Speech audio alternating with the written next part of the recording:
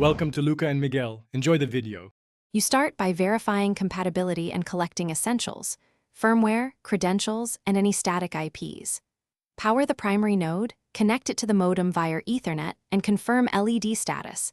This establishes a stable gateway. Once done, log into the primary node's web UI or app and check for firmware updates. Apply them if available. Make sure to record the current network name and password.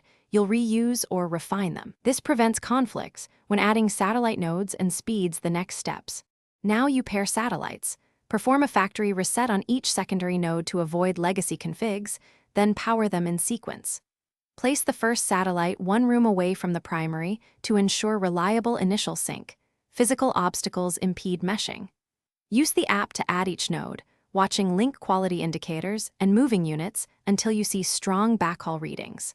If a dedicated wired backhaul is available, connect it during this stage to improve throughput and lower latency across the system. Finish by testing performance. Run speed tests at multiple points and compare results to a wired baseline. Tweak channel selection, transmit power, or SSID settings if you see interference. Use 5 GHz for client bandwidth while reserving 4 GHz for range if needed. Make sure mesh roaming is seamless by walking through the space and observing handoffs.